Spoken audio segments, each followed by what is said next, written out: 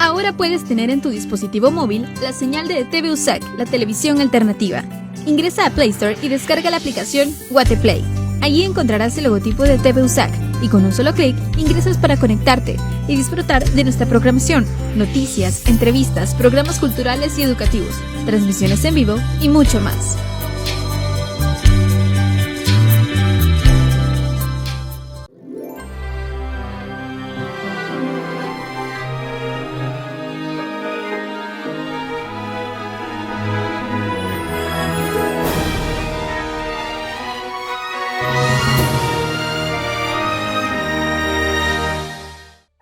Coronavirus, la pandemia. ¿Cuáles son los síntomas? ¿Cómo se transmite?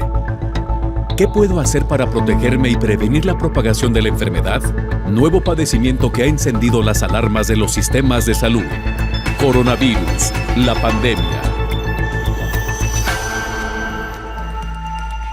¿Qué tal? ¿Cómo le va? Bienvenido a un programa más de Coronavirus, la pandemia. Le recordamos que este programa es una producción de la Universidad de Guadalajara que se transmite desde el foro de Canal 44, la señal de todos, y que llega a México y América Latina gracias a la señal de las televisoras públicas que se suman a esta señal. Saludamos con gusto también a nuestra audiencia en Radio Universidad de Guadalajara y les invitamos para que se queden con nosotros a lo largo de la siguiente hora.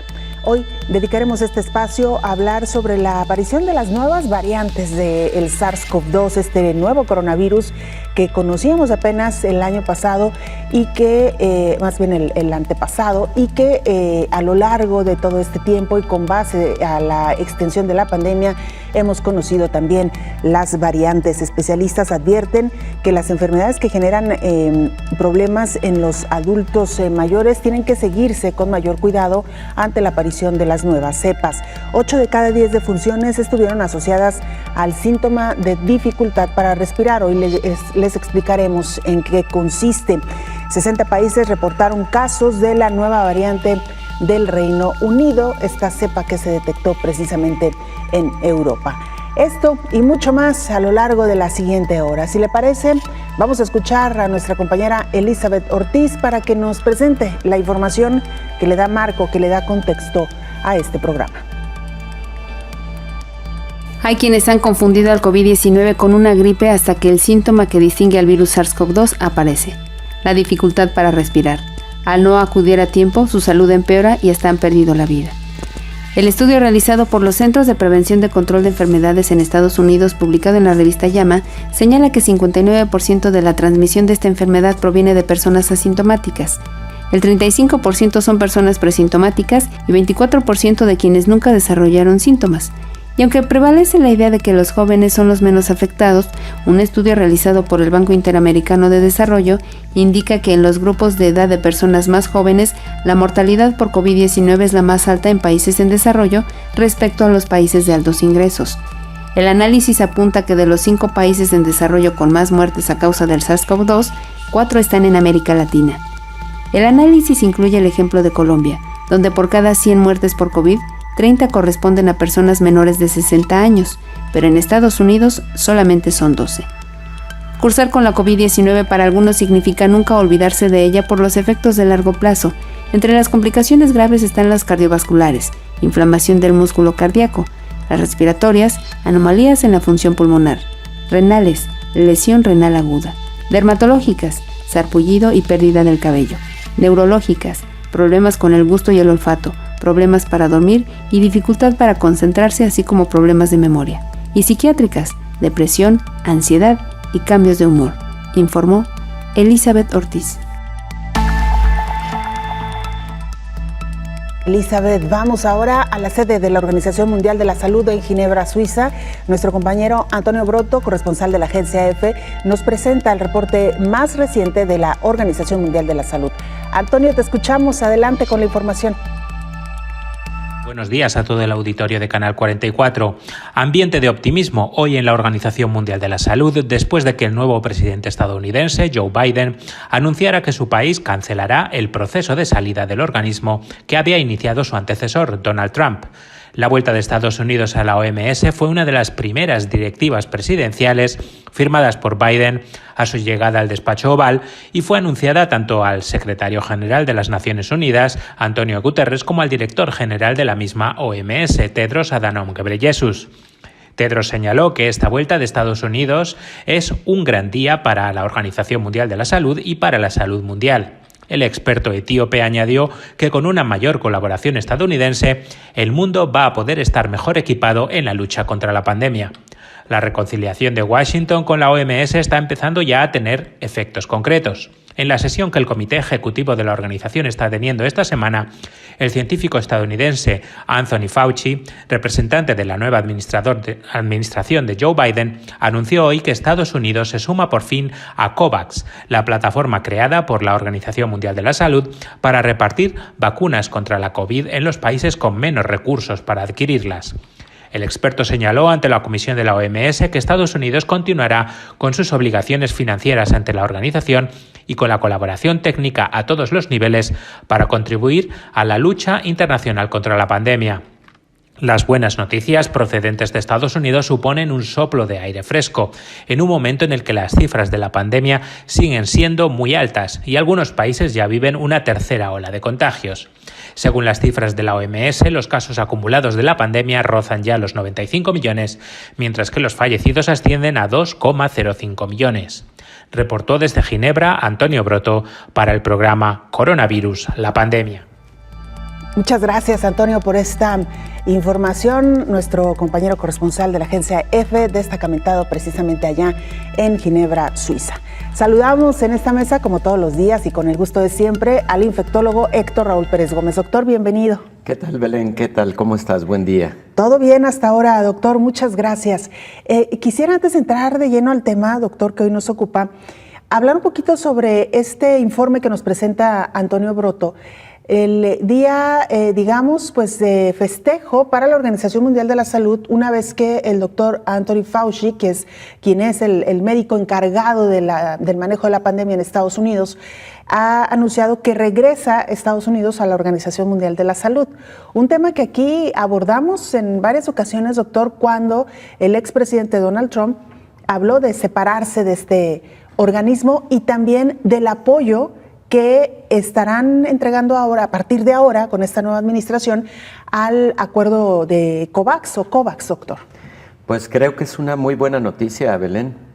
En su momento hablábamos de la muy mala decisión que hizo Donald Trump de separarse de la Organización Mundial de la Salud.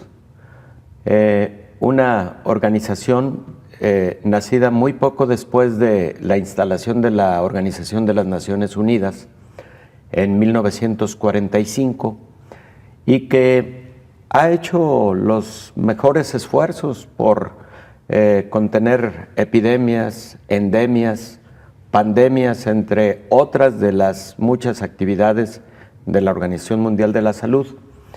El esfuerzo COVAX, lo hemos comentado aquí, es esa colaboración a través de la cual los países sumaron esos esfuerzos para lograr más rápidamente tener vacunas y para que la distribución de las vacunas fuera equitativa a todas las regiones y a todos los países. En los esfuerzos por tener más rápidamente vacunas, evidentemente se necesitan recursos. Y el que un país como Estados Unidos hubiera retirado los recursos, su aportación a la Organización Mundial de la Salud, pues era algo verdaderamente inconveniente. Que Anthony Fauci anuncia el retorno, bueno, de entrada refleja lo que el presidente Biden ahora ha anunciado como sus primeras estrategias de gobierno, las de restablecer las relaciones internacionales, no solo con países, sino también con diversos organismos que se vieron afectadas con las políticas de gobierno de Donald Trump. Y esta es una que indudablemente parece ser motivo de beneplácito para los Estados Unidos, pero también para todo el mundo. A mí particularmente me da mucho gusto que de nueva cuenta Estados Unidos esté en la Organización Mundial de la Salud y además, ¿por qué no decirlo?, que su contribución económica se actualice, porque es un momento de mucha necesidad internacional. Claro, y el sumar también estos esfuerzos para el desarrollo de las vacunas que forman parte de este acuerdo, doctor, porque hay que recordar que con la administración del expresidente Donald Trump se centraron en el desarrollo de sus propias vacunas, Es Moderna, correcto. Una de ellas que ha sido hasta ahora una de las más exitosas. Sí, efectivamente, Belén, tal como tú lo dices, Moderna es una vacuna muy exitosa. Le dieron toda la atención en los Estados Unidos, qué bueno. No va a ser suficiente la producción de Moderna para cubrir las necesidades de los Estados Unidos. Estados Unidos también está recurriendo a AstraZeneca, está recurriendo a Pfizer, entre otras vacunas, para poder cubrir sus necesidades. Pero también, por ejemplo, la plataforma molecular para el desarrollo de Moderna, pues es muy importante en el esfuerzo COVAX. Es la plataforma que ha utilizado Pfizer, la de RNA mensajero, encapsulado en una molécula de polietilenglicol, para que al ser administrada pueda empezar a replicar dentro de las células humanas para la síntesis de la proteína S espicular, que es la que va a generar la respuesta inmunológica, ¿no? Entonces, es un esfuerzo importante, es una plataforma significativa, es una nueva plataforma molecular muy exitosa, que requiere lo que habíamos comentado de los menos, en el caso de Moderna es menos 20 grados centígrados. En el caso de Pfizer es menos 70 grados centígrados, ¿no? Pero es básicamente la misma plataforma. Entonces, ojalá y este retorno de Estados Unidos a la Organización Mundial de la Salud, pues también contribuya desde el punto de vista biotecnológico y no solamente con respecto a los recursos económicos, para que haya más producción y más cobertura mundial con la vacunación. Claro, doctor, porque si algo hemos visto en esta pandemia es por lo menos el esfuerzo o la intención de querer compartir entre los diferentes países los desarrollos tecnológicos, científicos en torno al combate de la pandemia. Y solamente antes de irnos a la pausa, doctor, y ya entrarle de lleno al tema que hoy nos ocupa, dentro de las noticias recientes también, otra buena noticia, la llegada desde Argentina del material necesario para el envasado de la vacuna de AstraZeneca. Así es. En México. Van a ser millones de dosis que se estarán envasando en nuestro país, que ayudarán a cubrir una gran parte de la población y también destinarla a los países con los que AstraZeneca ha firmado convenios. Efectivamente, esa es otra muy buena noticia. Pues sí, eso es precisamente la colaboración, de eso se trata, para que haya más de las 2.500 millones de vacunas que se anunciaron para el 2021. Ojalá y sean muchos miles de millones más. Eso es lo que deseamos y que se haga pues de la manera más rápida, doctor, porque esta pandemia no ha dado tregua, los números continúan a la alza y lamentablemente también los daños al organismo pues cada vez se estudian más, cada vez se conocen más y de eso precisamente estaremos hablando después de la pausa. CanSino está acelerando también la producción para complementar un poquito el tema de las vacunas. Tema de las vacunas. Que CanSino, hay que decirlo, México también tiene un acuerdo con ellos, aunque todavía no está autorizado por COFEPRIS, según entiendo. Efectivamente, pero creo que no tardará la autorización, digamos, emergente. Claro. Y por ende es posible que en muy poco tiempo estemos teniendo también la vacuna de CanSino, que por cierto es una sola dosis, y es con los mecanismos de refrigeración de vacunas tradicionales. Esa es una ventaja. La vacuna de laboratorio chino, CanSino. Efectivamente. Y que hizo pruebas de fase 3 en México. En México, claro.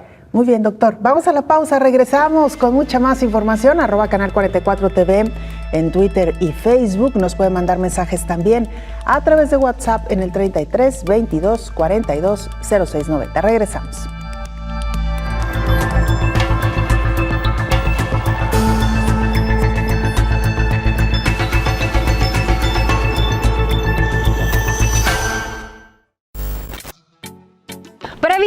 contagiarte de la enfermedad COVID-19, cada vez que salgas a la calle debes tomar un distanciamiento de 2 metros entre cada persona. Estas medidas debes aplicarlas cada vez que salgas a los mercados, supermercados, farmacias y oficinas públicas. Por favor, evita las aglomeraciones y cada vez que salgas de casa, no olvides llevar tu mascarilla. Esta te protegerá del virus. Este es un mensaje de la Universidad de San Carlos de Guatemala.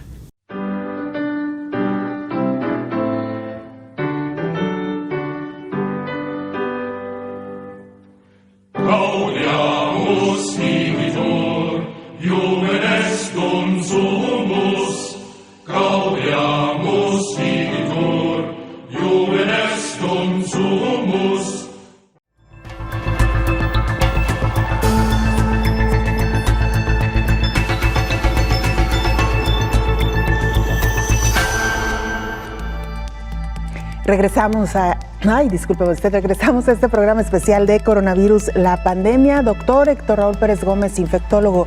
Antes de irnos a la pausa, le contábamos ya a nuestra audiencia el tema que hoy nos ocupa y que tiene que ver con los síntomas que presentan algunos pacientes graves que han enfermado por COVID-19 y que lamentablemente mueren, doctor. ¿Cómo es este proceso? Usted que, por cierto, ha visto a muchos pacientes, afortunadamente, muchos de ellos y la mayoría se han recuperado, pero aquellos que se complican, ¿cuál es, digamos, el proceso que ocurre en el organismo, doctor? Belén, pues la mayor parte de fatalidades en COVID lamentablemente han sido por falla respiratoria. Claro que dentro de la falla respiratoria el paciente presentó antes una respuesta inflamatoria muy severa que generó daño a diversos órganos y sistemas, entre ellos y particularmente importante el aparato respiratorio. En la falla respiratoria, que conocemos precisamente como síndrome de distrés respiratorio agudo, y que particularmente en los pacientes críticos en COVID-19, que son aquellos pacientes que requieren la atención en unidades de terapia intensiva porque necesitan precisamente ya ayuda con un ventilador mecánico a través de intubación endotraqueal, aunque hay otras formas también de utilizar ventilador mecánico, pero a través de intubación endotraqueal predominantemente, pues estos pacientes habitualmente fueron teniendo un deterioro respiratorio a lo largo de los días que se pudo haber detectado en su momento a través del monitoreo de oximetrías, a través del monitoreo de la frecuencia respiratoria de los pacientes, a través del monitoreo del esfuerzo respiratorio de los pacientes. Y ya en el ámbito hospitalario, a través de algunos exámenes de laboratorio, particularmente uno muy importante llamado gasometría, que es la medición de los gases que debe tener la sangre arterial principalmente. Entonces, no es frecuente que la falla respiratoria, perdóname también, fue un día el día de ayer de un desvelo muy prolongado y además de un levantarse muy, muy temprano hoy. Entonces, perdón por, no, doctor, no, por la garganta, pero en estos pacientes, cuando vas detectando esa falla, lo que debes hacer es anticiparte a brindarles el soporte respiratorio que necesitan. Ese soporte respiratorio va primero en la administración de oxígeno, frecuentemente por vía nasal a través de puntas nasales, frecuentemente a través de mascarilla o a través de mascarilla reservorio, y dependiendo de la cantidad de oxígeno por minuto que necesita un paciente, este paciente luego puede evolucionar a la necesidad de alto flujo para brindarle más litros por minuto y además mayor concentración de oxígeno.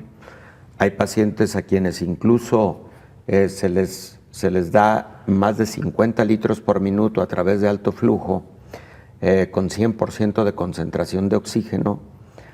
Y bueno, en quienes la falla respiratoria persiste, medida a través de gases arteriales, como antes comenté, y observando también si el paciente está teniendo un esfuerzo respiratorio significativo, pues entonces se evoluciona hasta la intubación endotraqueal. El paciente con intubación endotraqueal, bueno, también puede tener diversas respuestas. Hay pacientes que afortunadamente con la intubación endotraqueal empiezan a mejorar rápidamente sus parámetros ventilatorios.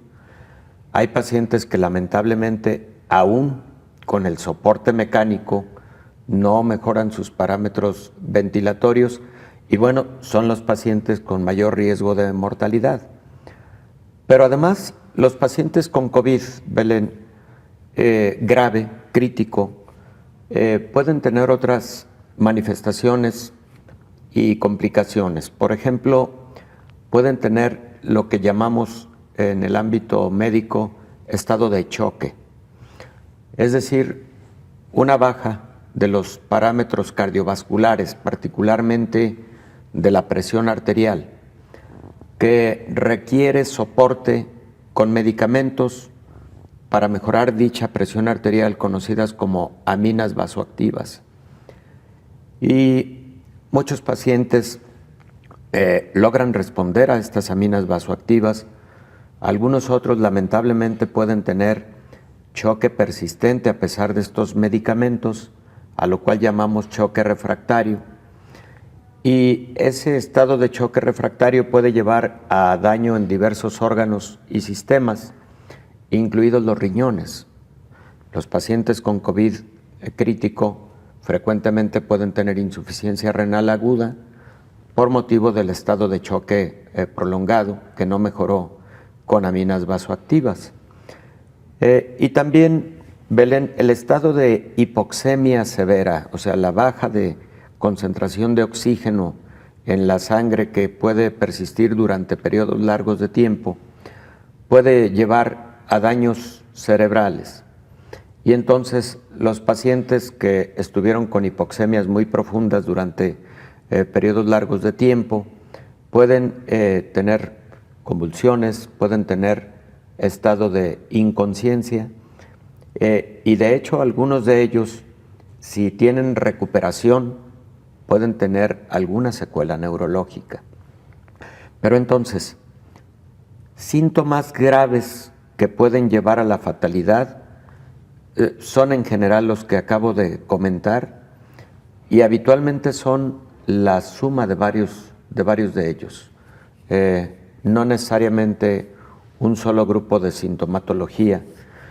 Y por otro lado, quizás me hizo falta comentar, Belén, el caso de algunos pacientes que teniendo oximetrías, digamos, razonablemente buenas, por ejemplo, mayores de 93% de concentración de oxígeno, medidas a través de los oxímetros de los que hemos hablado en múltiples ocasiones aquí, pueden tener hipoxemias súbitas, es decir, caída de varios puntos porcentuales de la oximetría, y eso debe alertar mucho.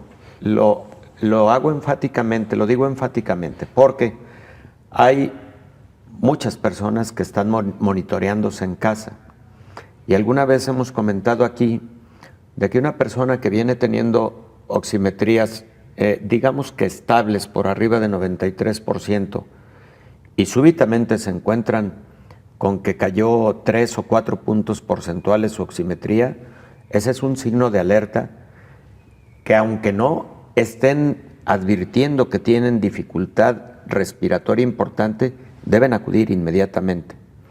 ¿Por qué motivo? Porque eso puede reflejar un síndrome también hemos hablado de él aquí, de tromboembolismo pulmonar. Decíamos que el paciente con COVID, además de tener un proceso inflamatorio importante, activa una cascada de la coagulación, iniciando por la liberación dentro de los vasos sanguíneos de una molécula conocida como factor activador plaquetario.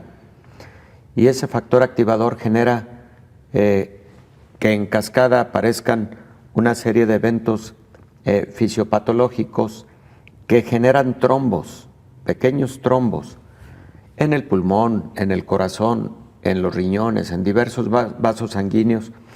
Y en el caso del pulmón, un trombo grande que se genere en un vaso sanguíneo grande de las arterias pulmonares o ramales de las arterias pulmonares, genera lo que se llama tromboembolismo pulmonar. Y ese tromboembolismo pulmonar puede causar falla respiratoria aguda y es una situación grave que debe atenderse con anticoagulación de forma inmediata. Entonces, pues ese es un escenario general, complejo, que puede generarse de manera, múltiple en el paciente crítico, en el paciente más grave con COVID, y que son los eventos que pueden poner en riesgo importante la vida del paciente.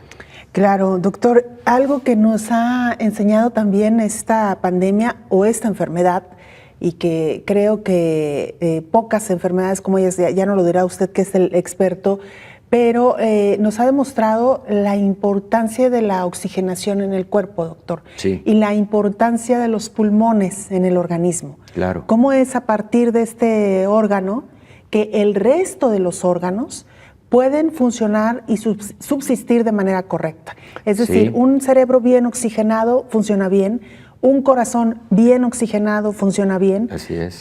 Riñones bien oxigenados funcionan bien. Cuando los pulmones fallan, doctor, entonces se compromete el resto de los órganos. Es correcto, es correcta la apreciación, es así, Belén. Doctor, vamos a hacer una pausa y regresamos porque pues lamentablemente hemos visto cómo la evolución de esta enfermedad en los pacientes graves puede llevarlos a la muerte, pero también será importante, doctor, decirle a nuestra audiencia cómo detectar estos señales tempranas para también dar la oportunidad al paciente de una recuperación con un mejor pronóstico o un pronóstico sí. más optimista. Claro que sí. Vamos Belén. a hacer una pausa, regresamos con mucho más.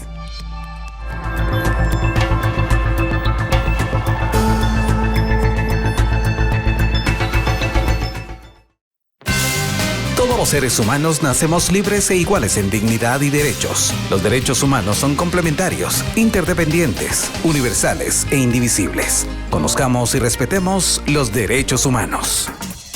Este es un mensaje de IDUSAC, Instituto de Derechos Humanos de la Universidad de San Carlos, Universidad 92.1 FM y TV USAC.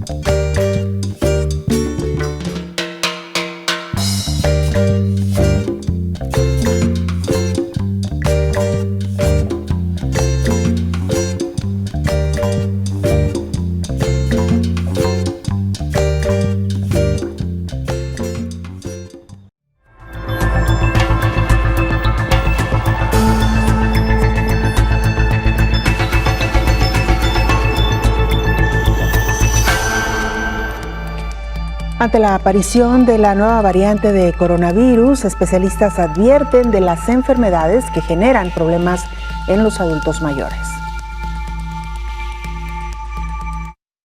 El grupo de de expertos internacionales designados por la Organización Mundial de la Salud para evaluar la respuesta al COVID-19 de los líderes mundiales y de la propia agencia de la ONU, dio a conocer el resultado de este análisis, en donde revelaron que solo unos pocos países aprovecharon plenamente los datos que tenían para responder ante las pruebas de una epidemia emergente. Las autoridades sanitarias locales y nacionales de China pudieron haber aplicado medidas de salud pública más contundentes en enero y no lo hicieron, así como los demás países que detectaron casos probables a comienzos de 2020, asegura el informe preliminar del Panel Independiente de Preparación y Respuesta a la Pandemia.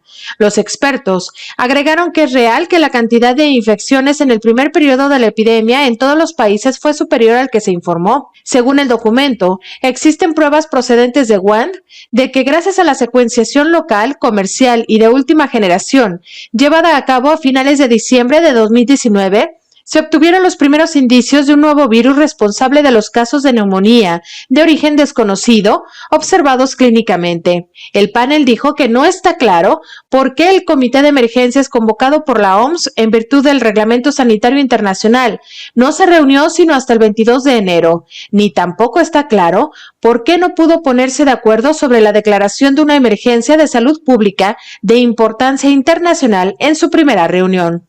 Informó Rocío López Fonseca. Gracias, Rocío. Doctor Héctor Raúl Pérez Gómez, infectólogo. Hemos hablado ya de la evolución de los pacientes graves que lamentable y tristemente llegan al deceso a consecuencia de COVID-19, pero también se ha aprendido mucho a lo largo de todos estos meses, doctor. Tanto la comunidad médica como científica, como nosotros también, al momento de estar cuidando a un paciente o de estarnos cuidando a nosotros mismos cuando ya la persona ha sido contagiada.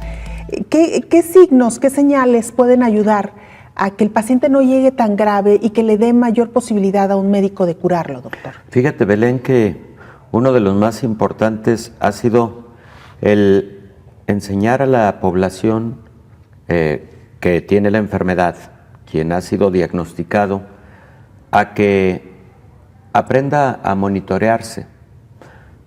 Ha sido de igual manera la explicación que le das a los pacientes sobre aquello de lo que debe estar atento y alerta. Por ejemplo, la oximetría.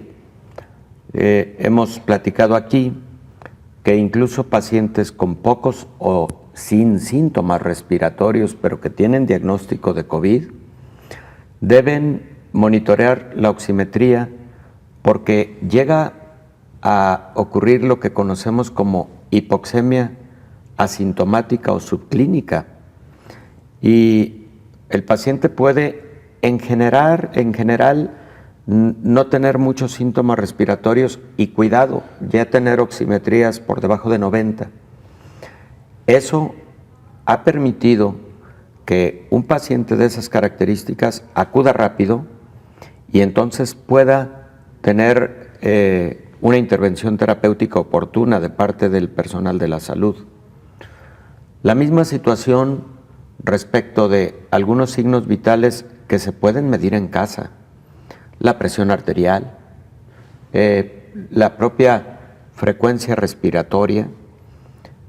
En los pacientes con enfermedades coexistentes, por ejemplo, pacientes con diabetes, a quienes les pedimos que particularmente en un momento de diagnóstico de COVID-19 sean más cuidadosos y vigilantes de sus niveles de glucosa. Y esto lo comento porque todo paciente diabético debe tener en su casa un glucómetro, una manera de estar checando sus niveles de glucosa con cierta periodicidad. Bueno, todos estos son aspectos que en el paciente ambulatorio debemos estar midiendo adecuadamente y comunicando oportunamente al médico tratante o a su equipo de personal de la salud tratante.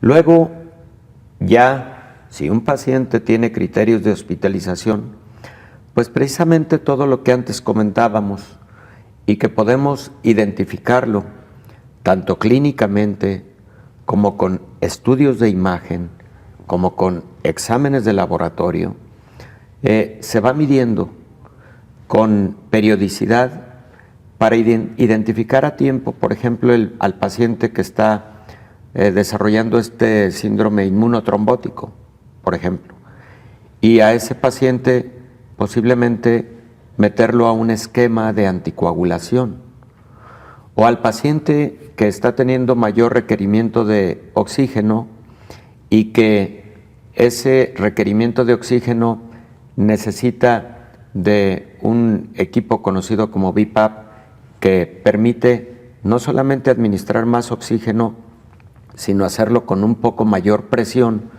para que ese oxígeno llegue hasta las partes más terminales del árbol respiratorio, los alvéolos. Entonces, digamos que hemos aprendido también a anticiparnos a esos eventos patológicos para que con fármacos, con soporte respiratorio adecuado, etcétera, haya una mejor evolución de los pacientes. Ayer comentábamos en la mesa, Belén, que si revisamos, por ejemplo, la curva de letalidad que han tenido los países y que se puede consultar en diversas páginas, por ejemplo, la de la Universidad de Johns Hopkins o la propia de la Organización Mundial de la Salud, tenemos una curva que a lo largo de este año tuvo de 3.5% de letalidad muy al inicio, un crecimiento de la letalidad hasta alcanzar 7% aproximadamente, global, mundial. Y de ahí, otra vez una reducción hasta estar en este momento en alrededor del 4% de letalidad. Es decir, doctor, de cada 10 pacientes, 7 podían morir, ¿es así al principio? No, de cada 100. De cada 100, perdón, de cada 100. 7 podían morir. Sí, llegó a alcanzarse una letalidad de 7%. Y otra vez empezó a bajar. Identifico que alrededor del mes de julio, para llegar ahora casi de nuevo al nivel en que empezó la letalidad.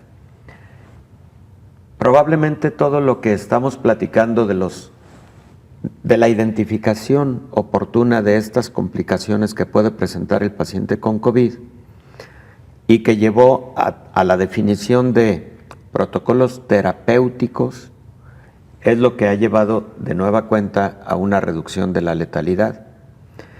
Claro que hay más mortalidad, o sea, y sí me gustaría dejar claro ante nuestra audiencia, pues que es diferente mortalidad que letalidad. Letalidad es el número de pacientes que mueren, el número de pacientes confirmados de COVID que mueren, eso es la letalidad.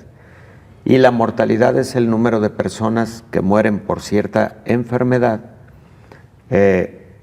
por cada 100,000 habitantes de la población general, ¿no?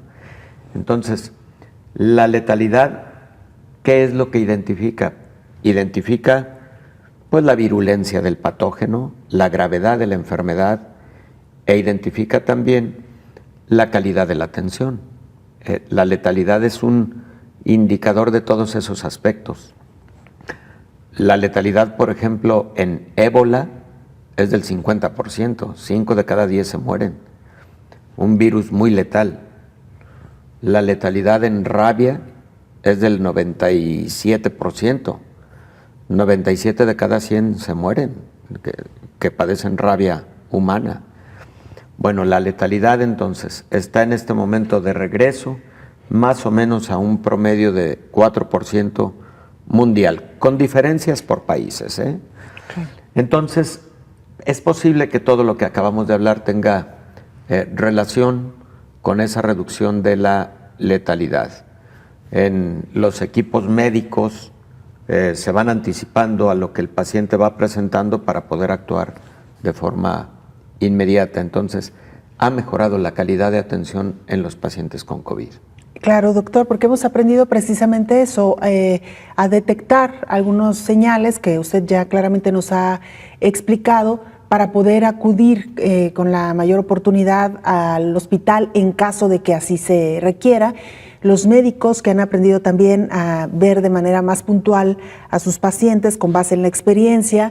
Y también hay que decirlo, doctor, aunque todavía no hay un fármaco específico para tratar COVID-19, sí que se han probado otros fármacos, unos con mayor éxito, otros con menor éxito, pero también ahí vamos un poco en la ruta de encontrar cuál es el mejor tratamiento hasta ahora, doctor. Sí, Belén, lo dices perfectamente bien. No hay un fármaco antiviral que en este momento nos esté ayudando contundentemente con esta pandemia.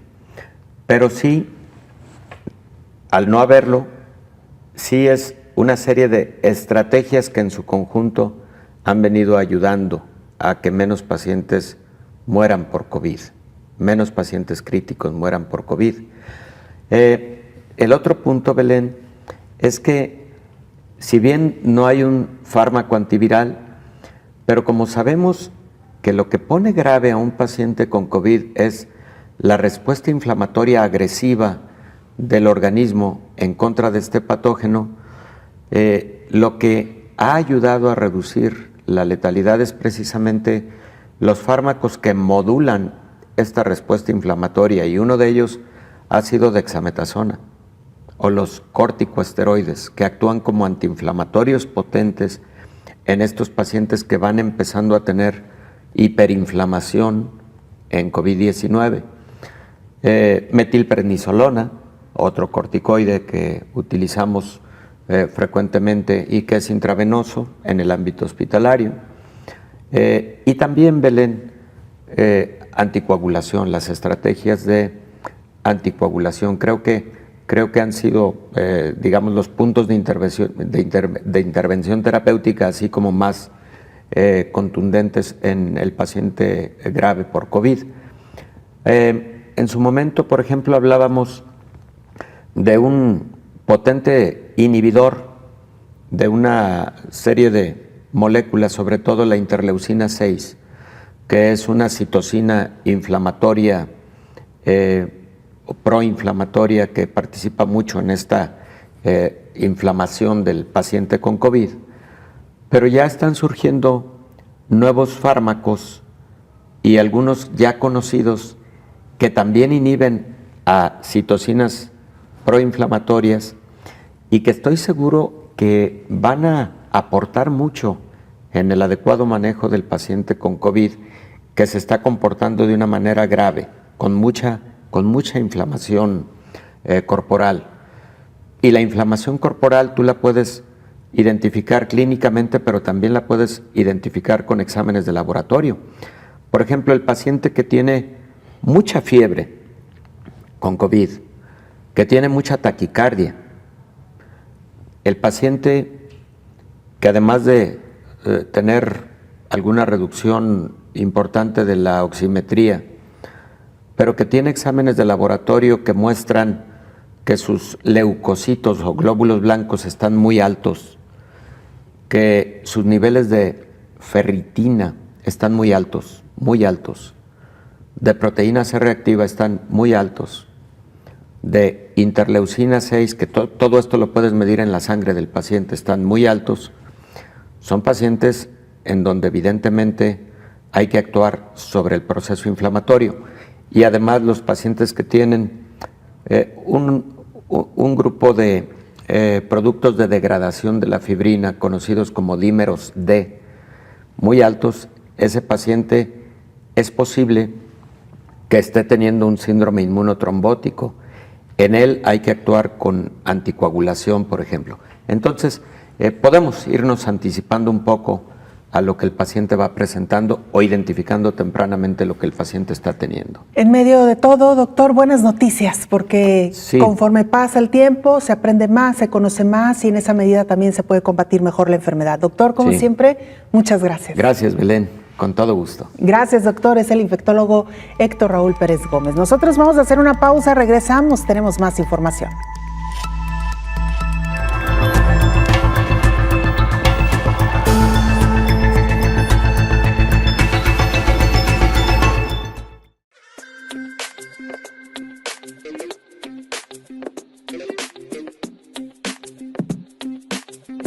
momento que estamos filmando este video, 50 casos de COVID-19 han sido confirmados en nuestro país. Los casos van en aumento exponencialmente. Todos estamos en riesgo. Todos somos vulnerables al virus. ¿Pero qué estamos haciendo para prevenir que esta situación empeore? ¿Qué estamos haciendo para que esto no se nos salga de nuestras manos? Algunos de nosotros hemos optado por permanecer en nuestra casa. Por incrementar las medidas de higiene y respetar el distanciamiento social. Pero muchos otros siguen en las calles, indiferentes a la emergencia. Despreocupados, como que si nada pasara. Así que hoy les tenemos un mensaje a todos ellos.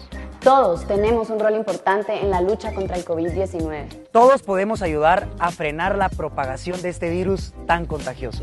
Y hay una manera muy fácil en la que podemos colaborar, con una mascarilla.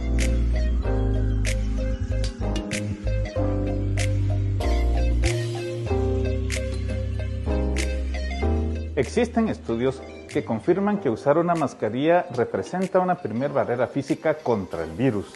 Es una medida de protección importante que puede ayudarnos a disminuir el riesgo de exposición a la COVID-19, tanto para nosotros mismos como para aquellos que están a nuestro alrededor. Entonces, ¿qué vas a hacer? ¿Cómo vas a ayudar a que esta situación no empeore más? Por favor, quédate en casa y si tienes que salir, usa la mascarilla. Si yo uso mascarilla, te protejo a ti. Y si tú usas mascarilla, me proteges a mí. Deja de pensarlo. Deja de excusarte. Demostrémosle al mundo que los guatemaltecos responsables somos más. Ponte la mascarilla.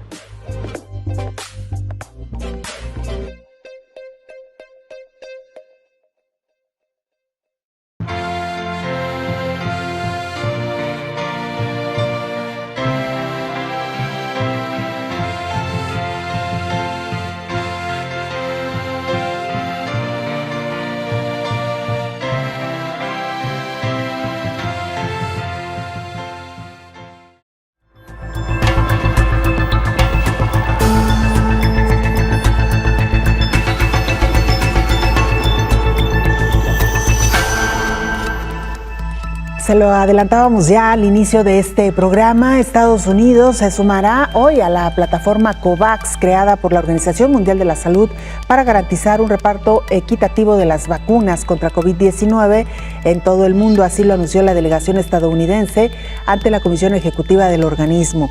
El científico Anthony Fauci, representante de la nueva administración de Joe Biden ante el comité, aseguró que Estados Unidos se sumará al trabajo internacional para la pandemia. Con este motivo, el presidente publicará hoy una directiva en la que se contempla la incorporación estadounidense al programa COVAX. Fauci hizo este anuncio pocas horas después de que Biden notificara al secretario general de las Naciones Unidas, Antonio Guterres, y al director general de la OMS, Tedros Adhanom, que Estados Unidos cancelaba los planes de abandonar el organismo sanitario internacional. El experto señaló ante la comisión de la OMS que Estados Unidos continuará con sus obligaciones financieras ante la organización y con la colaboración técnica a todos los niveles para contribuir a la lucha internacional contra la pandemia. Además, la administración Biden trabajará con la OMS para fortalecer y reformar el organismo, mejorando sus mecanismos para que respondan adecuadamente a las emergencias sanitarias. Poco después de asumir la presidencia, Biden dictó este miércoles una orden ejecutiva para evitar la salida de su país de la OMS, un proceso que inició Trump en julio pasado y que iba a hacerse efectivo un año después, es decir, en el mismo mes del 2021.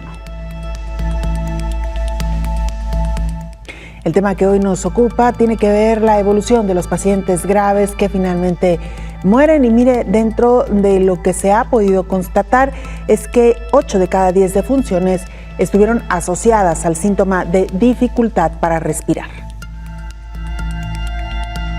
El informe epidemiológico de la situación de COVID-19 en México detalla las características clínicas y antecedentes de riesgo. Por ello enlistó los 20 síntomas que más desarrollaron los pacientes. El 72% de los casos reportó el dolor de cabeza como principal malestar, seguido de tos, fiebre y dolor muscular. Los primeros 10 síntomas son los siguientes: dolor de cabeza, tos, fiebre, mialgias, artralgias, odinofagia, ataque al estado general, escalofríos, rinorrea, disnea. En aquellos que fallecieron a causa de la COVID-19, los síntomas más frecuentes fueron dificultad para respirar en el 83% de los casos, mientras que en los casos leves está en la posición número 10 de la lista con el 28%. Otro de los síntomas más recurrentes en los casos que derivaron en defunciones fueron la tos en 8 de cada 10 pacientes y fiebre en el 78%. En las defunciones, la autoridad de salud explica que los síntomas de trastorno del gusto y pérdida del olfato ocurren en una menor proporción, aparecen principalmente en casos leves. La presencia de patologías previas son factores predisponentes para presentar la forma más severa y complicada de COVID-19. Las más frecuentes son la hipertensión, diabetes y obesidad, informó Elizabeth Ortiz. Y firman un acuerdo de colaboración. La Universidad de Guadalajara es la universidad pública, la segunda más importante en México, y la empresa Genes 2 Life crean un kit de diagnóstico para la identificación del SARS-CoV-2.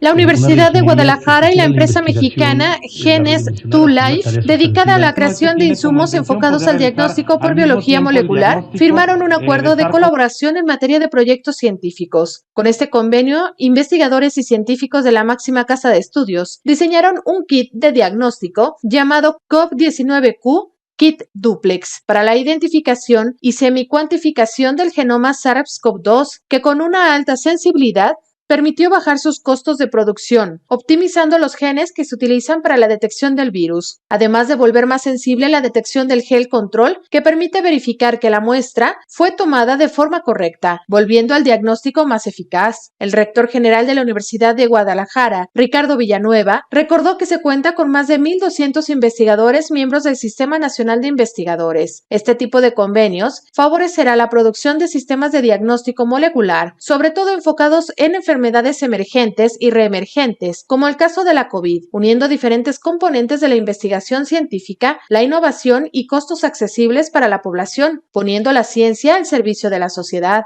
Por cierto, ya se trabaja en un kit de diagnóstico COVID-Flu que tiene como misión realizar al mismo tiempo el diagnóstico del SARS-CoV-2 e influenza A y B, informó Rocío López Fonseca. Y mire, hasta ahora 60 países reportaron casos de la nueva variante detectada por primera vez en Reino Unido. Hasta el 19 de enero de este año, fuera del Reino Unido, 60 países y territorios de las 6 regiones de la OMS han notificado casos importados o transmisión comunitaria de la variante del SARS-CoV-2, de acuerdo con la actualización epidemiológica que emitió la Organización Panamericana de la Salud. Desde la identificación inicial del SARS-CoV-2 hasta la fecha, se han compartido a nivel mundial más de 387.500 secuencias genómicas completas a través de bases de datos de acceso público. El 18 de diciembre de 2020, las autoridades nacionales de Sudáfrica anunciaron la detección de una nueva variante del SARS-CoV-2 que se está extendiendo rápidamente en 3 provincias de Sudáfrica. Hasta el 18 de enero de 2021, 10 países de las Américas notificaron la detección de la variante del Reino Unido. Se trata de Argentina, Brasil, Canadá, Chile, Ecuador, Estados Unidos, Jamaica, México, Perú y la República Dominicana. Por otra parte, solamente Canadá informó de la existencia de la variante de Sudáfrica en la región, informó Elizabeth Ortiz. Y reprochan a la Organización Mundial de la Salud no haber declarado pandemia a la COVID-19 cuando había muestras ya de que podría ser catastrófica. Luego de la aparición de la nueva variante del SARS-CoV-2 en América Latina y ante el incremento de muertes y nuevos contagios en la región, especialistas recuerdan a quienes son más propensos a enfermar como adultos mayores, enfermos pulmonares, diabéticos, hipertensos u obesos, no bajar la guardia, ya que la nueva cepa podría ser hasta 50% más contagiosa. Además, el riesgo de desarrollar síntomas graves de COVID-19 varía ampliamente. Algunas personas no tienen ningún síntoma, otras manifiestan síntomas variados y un porcentaje cada vez mayor requiere asistencia médica, aumentando los riesgos de complicaciones graves. La COVID-19 ataca principalmente a los pulmones, siendo probable que presenten síntomas graves frente a un contagio de esta enfermedad. Aquellas personas que tienen problemas pulmonares preexistentes como enfermedad pulmonar obstructiva crónica, cáncer de pulmón, fibrosis quística, fibrosis pulmonar, neumonía, entre otras. Además, la neumonía es una de las principales causas de muerte en los países de la región. Otros síntomas que se han detectado que no tienen nada que ver con el sistema respiratorio son las neurológicas. En un estudio realizado en España, se comprobó que más de un 57% de los pacientes hospitalizados por COVID-19 desarrollaron algún síntoma neurológico, siendo estas complicaciones la causa principal de muerte en el 4% de los fallecidos por este virus. Las manifestaciones neurológicas más frecuentes reportadas son síndrome confusional o encefalopatía leve moderada, ictus, anosmia, hiposmia, dolor de cabeza, entre otras, informó Rocío López Fonseca. Y mire, antes de despedirnos, una buena noticia. Llega la vacuna de AstraZeneca para el proceso de envasado en México. Un embarque de 5.230 litros de la vacuna anticovid de AstraZeneca a granel llegó de Argentina a México para el proceso de envasado. El plan consiste en trasladar directamente el biológico a la farmacéutica Liomot para comenzar el envasado. En marzo podría estar listo para aplicarse, informó el subsecretario de Prevención y Promoción de la Salud, Hugo López-Gatell. La farmacéutica Liomont producirá 77.4 millones de dosis para México, informaron las autoridades mexicanas. La vacuna AstraZeneca se desarrolló en la Universidad de Oxford, no tiene fines de lucro y es la de menor costo en el mercado. Ha sido autorizada por la agencia reguladora en México, añadió el secretario de Relaciones Exteriores, Marcelo Ebrard Casaubon. Por ello agradeció el apoyo de la Fundación Slim por hacer posible la fabricación de 250 millones de dosis en el país para la distribución en toda América Latina, informó Elizabeth Ortiz. De esta manera llegamos al final de este programa especial Coronavirus, la pandemia. Le invitamos para que nos sintonice en la siguiente emisión. Hasta entonces. Coronavirus, la pandemia.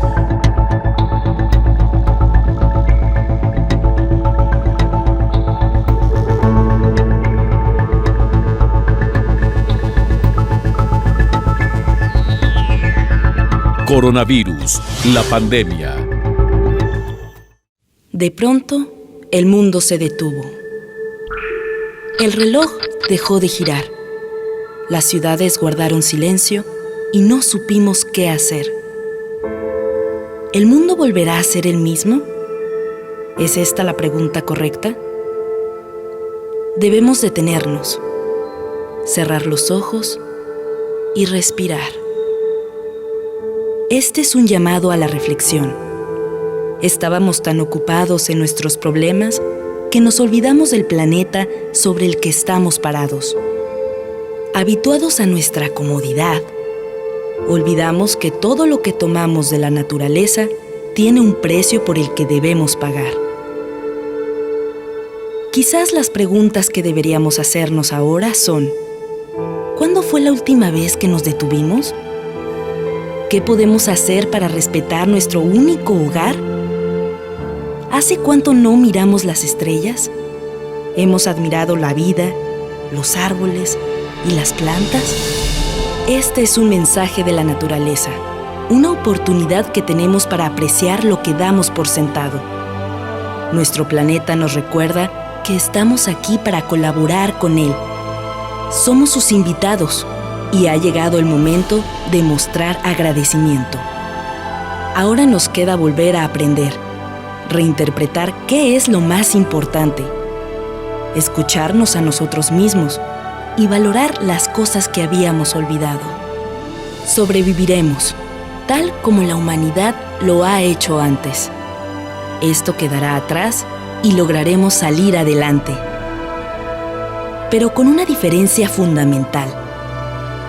Debemos cambiar nuestra actitud hacia el planeta. Solo así habremos entendido nuestro rol en el ciclo de la vida. Las decisiones que tomemos para afrontar este problema no nos harán regresar a la normalidad. Servirá para traernos un futuro mejor. Cuando esto acabe, estaremos con nuestros padres, hijos y amigos. Miraremos hacia las estrellas y, juntos, nos daremos cuenta de que nunca las habíamos apreciado como ahora. Canal 44. la señal de todos.